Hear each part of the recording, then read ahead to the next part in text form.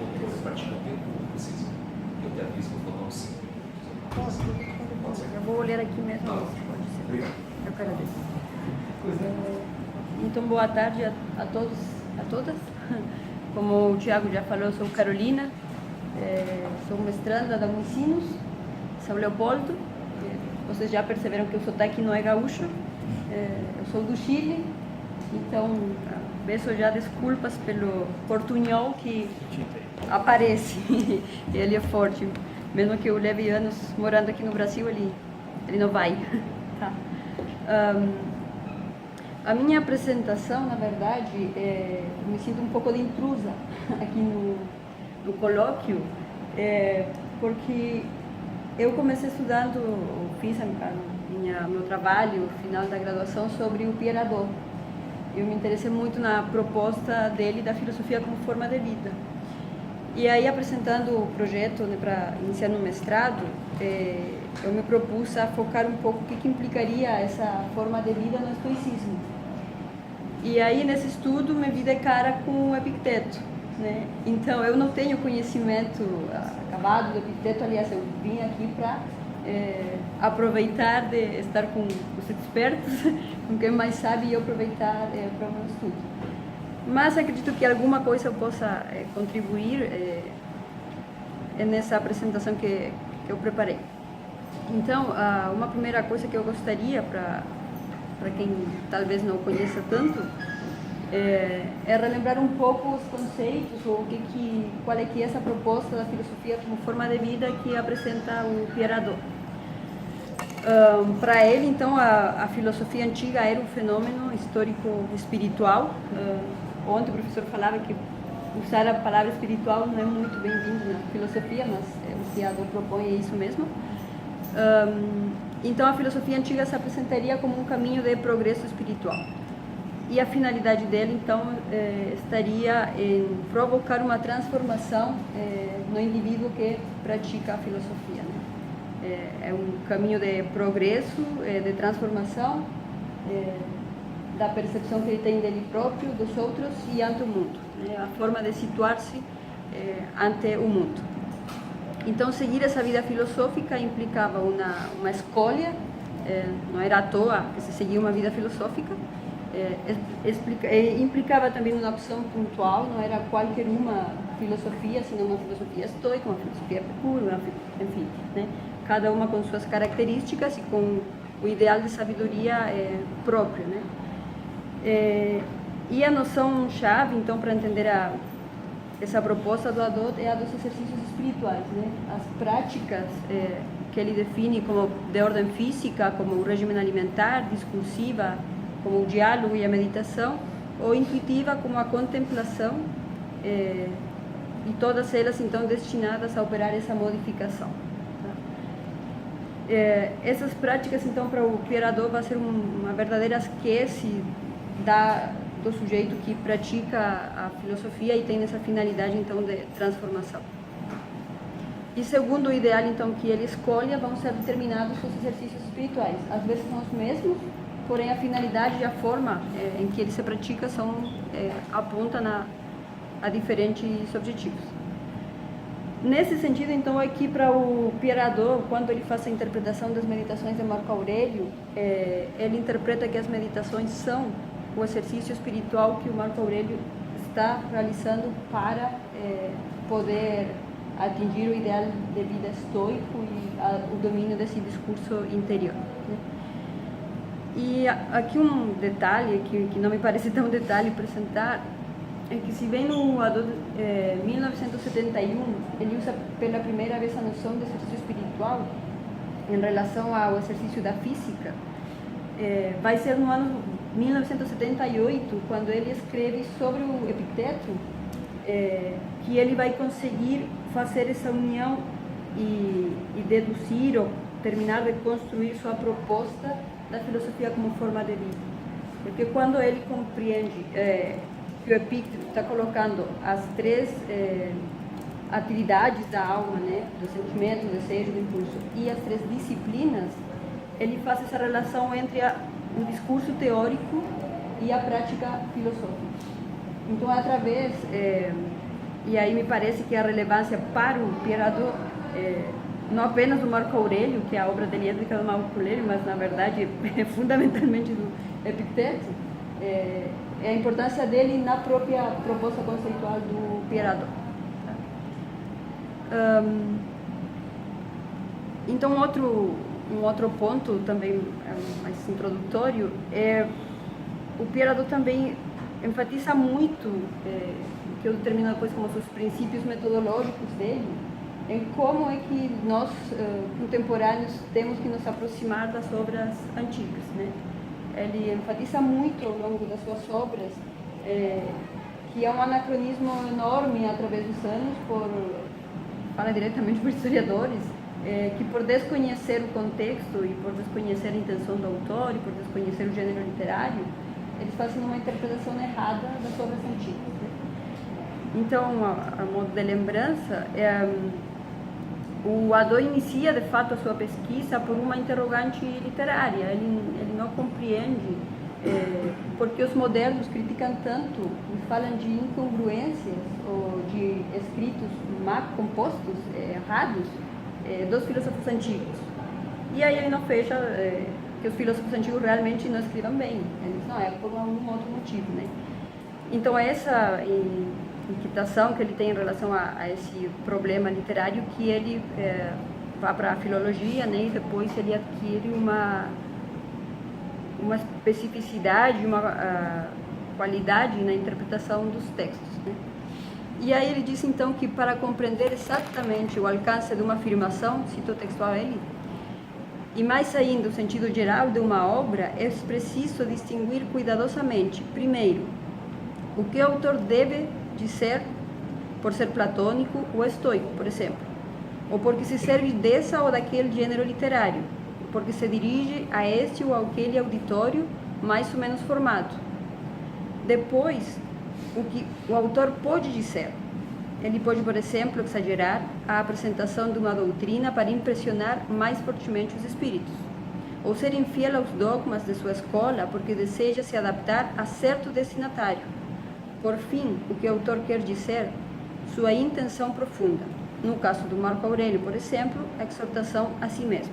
E no caso das Confissões de Agostinho, não fazer uma confissão, mas cantar a obra de Deus no mundo e no homem. Aliás, uma interpretação que foi muito criticada no tempo quando ele fez esse comentário. Então, enquanto à intenção do autor, ele diz que é necessário ter em consideração essa finalidade psicagógica, né? Então, as obras, tanto a filosofia quanto as obras, teriam essa finalidade educativa, de transformação, de condução, né? Psicodegogen, que é de conduzir, né? Devemos fazer o esforço, então, de distanciar-nos dos nossos olhos modernos e contemporâneos, que normalmente as obras são multiplicadas por maiores e pretendem alcançar muita difusão e têm outra finalidade. Elas normalmente dão conta de alguma argumentação, de resolver algum problema, ou de montar algum sistema e tal. A diferença disso, as obras antigas, o que procuram é realmente conduzir a quem está ouvindo ou exercitar-se para quem está praticando e escrevendo, né? Muitas vezes, então, diz ele, o conteúdo está parcialmente determinado pelas necessidades espirituais desse processo. E talvez essa seja a particularidade que explique por que essas incongruências ou esses escritos compostos de forma errada, aparentemente. É necessário, então, seguir os movimentos, os meandros do pensamento do autor, isto é, no fim das contas, os exercícios dialéticos ou espirituais que o filósofo faz a seus discípulos praticar. Em relação ao gênero literário, então, ele diz que devemos considerar que na antiguidade a oralidade é predominante e a filosofia não vai fugir dessa realidade. Então, ela se deve à centralidade e à importância do diálogo, né? O diálogo é um instrumento também muito valorado pelo processo que implica a ambas as pessoas, né? E também diz que devemos considerar que muitos dos filósofos não escreveram, pois realmente se acreditava que a verdade e mais durável formação acontecia na vida, né? Na alma e não na escrita. Com isso, então, ele reforça ainda mais essa proposta dele da filosofia realmente não pretender grandes construções teóricas e abstratas, senão a transformação mesma da vida, do indivíduo. Por último, então, mas acho que eu já disse, então, os exercícios, os escritos também são exercícios práticos para atingir esse ideal filosófico de quem está praticando, nesse caso que a gente vai ver do Marco Aurélio. E em relação, então, ao contexto da obra, Adot indica que é necessário situar a obra num contexto vivo e imediato. Tá? O fator principal dos fundadores das escolas filosóficas é a representação e a reflexão teórica de um certo modo de vida proposto a outros. Então, nesse viés da formação do filósofo é que há que situá-las. Então, essa escolha, esses exercícios e esse ideal de sabedoria é o qual vai determinar e o qual vai orientar um modo de aproximar-se, então, às obras. Então, segundo esses princípios metodológicos, o Adot conclui que as obras filosóficas da antiguidade não se compuseram com a finalidade de criar e expor um sistema, senão com uma finalidade psicagógica de condução, de educação da alma. O filósofo procurava produzir um efeito de transformação nele mesmo. E aí, então, ele situa as meditações no gênero literário do Himnemata, comentários, que se escrevem para si mesmo, e isso, portanto, com essa interpretação, ele reforça, por sua vez, a proposta conceitual dele da filosofia como forma de vida. Então, agora, aplicando um pouco isso nas meditações, no que o Adot traz nessa obra da Cidadela Interior, primeiro, a modo de situar um pouco nesse gênero literário, então, haveria que dizer que a primeira referência das meditações do manual, do manuscrito, desculpa, data de 200 anos após a morte de Marco Aurélio. E é de Temístios, quem refere como sendo uma exortação. Uma segunda referência encontra-se no século X, numa espécie de enciclopédia bizantina, e, desculpa que eu fui aqui, que cita vários fragmentos e especifica que a obra contém 12 livros. E uma terceira referência, já no Ocidente, no século XVI, 1559, aparece a primeira edição impressa, traduzida, vai ser traduzida a diversos idiomas, e logo em 1908 conta o registro de que na época já há mais de 1000 edições da obra. As meditações, então, a obra se caracteriza por um estilo pouco comum. À primeira vista, o conteúdo parece estranho, desconcertante, e fora do primeiro capítulo, onde Marco Aurélio evoca a homens e deuses aos que expressa seu reconhecimento, o restante da obra parece um pouco inconexa, sem um estilo definido, sem um fio condutor, né?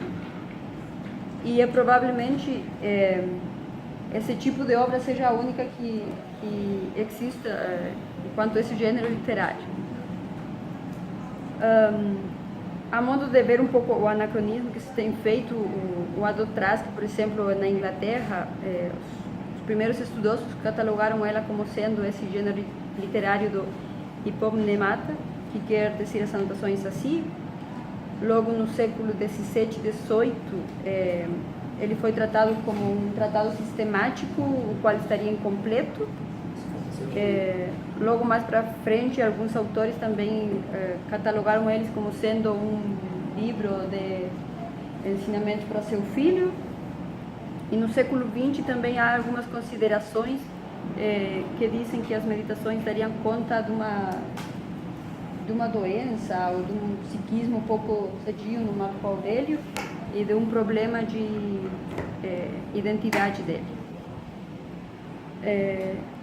Então, como eu já disse, o Adot enfatiza muito essa questão de poder situar a obra no seu contexto e ele realmente acredita que elas são as anotações que Marco Aurélio fazia, tentando lembrar e reforçar e identificar-se com os dogmas do estoicismo. Então, passando ao contexto vivo da obra, ele certamente está inserido no estoicismo, porém no estoicismo específico do Epicteto. E aqui então que aparece os três atos da alma, que encontramos em Epicteto, citando um parágrafo do Manual do Arriano. Ele diz assim: de nós depende o juízo de valor, o impulso à ação, o desejo ou a aversão, numa palavra, tudo o que é nossa própria obra. Não dependem de nós o corpo, a riqueza, as honras, os altos cargos, numa palavra, todas as coisas que não são nossas próprias obras. Então, com isso fica delimitado o centro da autonomia, o princípio reitor, hegemônico, onde se situa a liberdade, de ser o verdadeiro eu, e a possibilidade pela escolha frente às representações. Em relação então a essas três atividades, você saberá melhor do que eu, a alma corresponde então desenvolver um discurso interior, um juízo frente a essas representações. Para Epicteto deviam aceitar-se apenas as representações adequadas, catalépticas, ou seja, aquelas que se detêm no que se percebe, sem acrescentar nenhum elemento a mais, de modo que sejam o mais objetivas à realidade possível. Uma segunda tarefa seria dirigir o impulso à ação e à ação mesma, por mim. Então seria a vontade que se produz no ato. Para o Marco Aurélio seria uma força interior, segundo o Hadot. Então essa seria dirigir as ações, aquelas que se consideram apropriadas à natureza, conforme o instinto de conservação e conforme a justiça, seja nelas relacionadas à família, à sociedade, às relações em geral. E por último, o desejo, então, no qual a alma corresponderia tentar de se encauçar e aceitar, então, sem perturbar-se, o fluxo dos acontecimentos, né? O que o professor falava ontem. Então, essas três atividades da alma corresponderiam então às três disciplinas, né? E aqui isso que eu tinha dito do Hadot em relação a essas duas essas atividades e essas disciplinas, poder então construir a concepção da filosofia como forma de vida. Então, a disciplina do juízo, do sentimento, que seria a que critica as representações, de modo que o discurso interior seja objetivo e não se acrescente nada mais. A disciplina do desejo, que consistiria em negar-se e desejar aquilo que não seja a vontade da natureza. E a disciplina do impulso teria por objetivo inserir a própria causalidade na causalidade do mundo e querer fazer aquilo que a própria natureza quer que eu faça. Então, essas três disciplinas correspondem à vivência prática das três partes do discurso filosófico. Elas seriam no exercício filosófico vivido, então, da ética, da lógica e da física. Dessa relação, então, o Hadot indica que para Epicteto a disciplina do juízo e do sentimento corresponde à parte lógica. A disciplina do impulso e da ação corresponde à ética. E a disciplina do desejo, se bem corresponde certamente ao âmbito moral, desde que ele implica uma atitude frente aos acontecimentos, ela se vincula com o destino, levando a tomar consciência do lugar do homem dentro do todo, reconhecendo-se como parte dele, e, portanto, essa disciplina corresponderia à vivência prática da física. E por último, então, em relação às meditações, enquanto à finalidade do Marco Aurélio, então, o Hadot diz que, se bem Marco Aurélio escreve para si mesmo, essa escrita vai mudando ao longo das meditações. Então, essa aparência, desconexão, ou pouca rigorosidade, estaria dada porque o Marco Aurélio que está fazendo justamente praticar essas três disciplinas, né? O Hadot encontra que tem 9 formulações ao longo das meditações, onde se apresenta os dogmas principais e os secundários, os dogmas menores, e maiores. E na perspectiva, então, do Adorno, do Marco Aurélio, que está realizando um exercício de escritura, uma terapêutica da escritura que corresponde à terapêutica da palavra que ele teria recebido do Epicteto, né? As formulações, cito Adorno, se repetem de princípio a fim das meditações. Nunca expõem uma doutrina, servem de indutor para reativar, por oposição de ideias, um conjunto de representações e de práticas. Marco Aurélio escreve para ter presente o espírito dos dogmas e das regras de vida. As sentenças correspondem dessa maneira aos 2 ou às 3 das disciplinas, às vezes a todas juntas, às vezes a uma ou a outra. E já para eu ir concluindo, a modo de exemplo, eu cito algumas das sentenças das meditações, fazendo a alusão a essas 3 disciplinas, né? Na sentença 8:54 diz: em todos os lugares e constantemente depende de ti comprazer-te piedosamente com a presente conjunção dos acontecimentos. Ou seja, aí estaria revivendo a disciplina do desejo. Conduzir-te com justiça em relação aos homens presentes, ou seja, a disciplina do impulso. Aplicar à representação presente as regras de discernimento, a fim de que nada que não seja objetivo se infiltre nelas, a disciplina do juízo. Em outra das meditações, das sentenças, ele diz: se são suficientes o juízo presente de valor, à condição que ela seja objetiva, que ele seja objetivo. A ação presente, à condição que seja cumprida ao serviço da comunidade humana. A disposição interior presente, à condição que ela encontre sua alegria em toda a conjunção de acontecimentos produzido pela causa exterior. Em outra das sentenças, ele diz: a natureza segue bem a via que lhe é própria. Se no que concerne as representações, ela não dá seu assentimento nem ao que é falso, nem ao que é obscuro. Se ela dirige suas tendências somente em direção às ações que servem à comunidade humana, e se ela só tem desejo e aversão pelo que depende de nós, enquanto acolhe com alegria tudo o que lhe é dado em partilha pela natureza universal. E uma última citação das sentenças 8:28 diz assim: a dor é o mal para o corpo, que ele se manifeste, ou para a alma, mas esta pode preservar sua própria serenidade e calma, se recusando a julgar que isto seja um mal, pois todo julgamento, impulso, ação e desejo estão no âmago e nada penetra até lá, que é o que ele vai chamar da cidadela interior. Então, para já finalizar, os 3 topões não aparecem nas meditações de Marco Aurélio de maneira episódica. Desde o livro 2º até o livro 12, cada uma das meditações não são outra coisa que repetir e praticar fielmente a disciplina indicada por Epicteto. São exercícios de actualização e assimilação dos 3 topões, ainda que não seja de modo explícito, nem se utilize sempre desses termos, do juízo, do sentimento e do desejo. O Marco Aurélio está praticando fielmente as queses instauradas por Epicteto. Nos conceitos do Adorno, então, as meditações são o exercício espiritual. Cada vez que o Marco Aurélio escreve uma sentença, ele é ciente do que está fazendo, ele está praticando a disciplina do desejo, a disciplina da ação e a disciplina do juízo. E, finalmente, que é o motivo de por que eu me interessei por essa temática.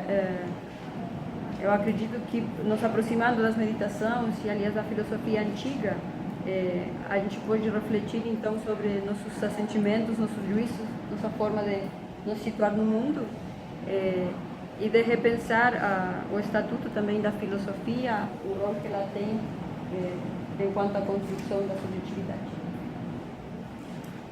Muito obrigada.